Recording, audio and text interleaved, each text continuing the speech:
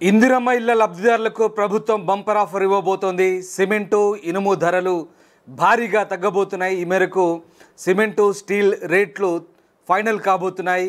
320 రూపాయలున్న cement బస్తా ధర 260 రూపాయలకే ఇందిరమ్మ ఇంటికి ఇవ్వబోతున్నారు. అలాగే 55,000 రూపాయలకు టన్ను ఉన్న స్టీల్ ధర ఇక 47,000కే ఇవ్వబోతున్నట్టుగా తెలుస్తుంది. దీనికి సంబంధించి పూర్తి స్థాయిలో ప్రభుత్వం అటు నిర్మాణ సంస్థలతో ఇక చర్చలు జరపబోతుంది.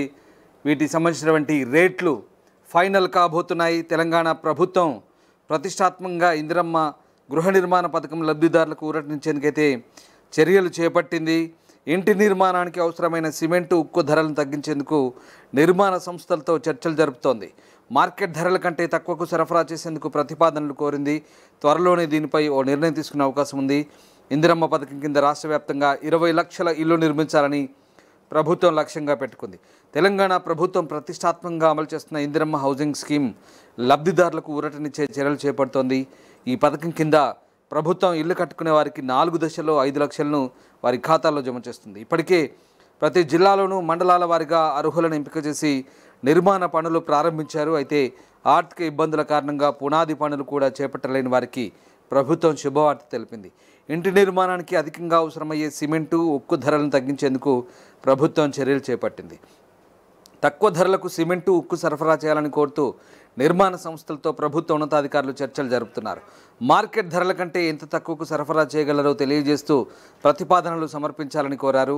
పరిశ్రమల శాఖ ముఖ్య కార్యదర్శి సంజీవ్ కుమార్, పరిశ్రమల ఇన్ఛార్జి కమిషనర్ మల్సూర్, గృహ నిర్మాణ సంస్థ ఎండి విసి గౌతమ్ ఇటీవల సిమెంటు ఉక్కు సంస్థల ప్రతినిధులతో సమావేశమయ్యారు.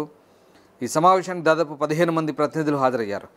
ప్రస్తుతం బహిరంగ మార్కెట్లో 320 రూపాయలున్న సిమెంట్ బస్తా ధర పథకం కోసం 260కి సరఫరా చేయాలని అధికారులు కోరారు. అలాగే మార్కెట్లో ఉక్కు టన్ను ధర 50,000 నుంచి 55,000 మధ్య ఉండగా ఇందిరమ్మ స్కీమ్కు 47,000 వరకు సరఫరా చేయాలని కోరారు. ఒక్కో ఇంటికి 180 సిమెంట్ బస్తాల చొప్పున ఈ ఏడాది 4,50,000 ఇళ్లకు 9 మిలియన్ టన్నుల సిమెంటు, ఒక్కో ఇంటికి 1,500 కిలోల ఉక్కు చొప్పున దాదాపు 1,50,000 మెట్రిక్ టన్నుల ఉక్కు అవసరమని అధికారులు కంపెనీల ప్రతినిధులకు తెలిపారు.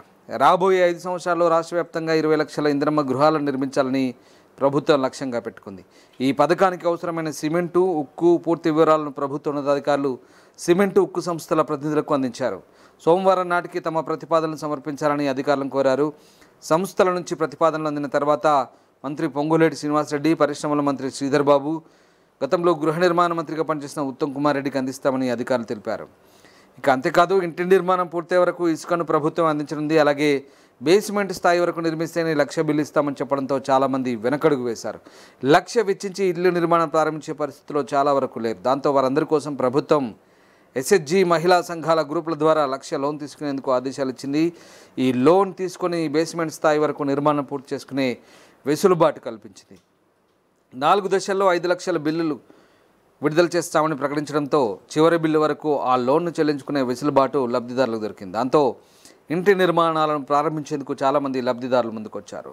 ఇదిలా ఉండగా రాష్ట్ర వ్యాప్తంగా ఉన్న గిరిజన తెగల్లో అత్యంత వెనుకబడిన చెంచు వర్గానికి ఈ ఇందిరమ్మ ఇళ్ల పథకంలో ప్రాధాన్యం కల్పించనున్నట్లు ఇటీవల మంత్రి పొంగులేటి శ్రీనివాసరెడ్డి ప్రకటించారు.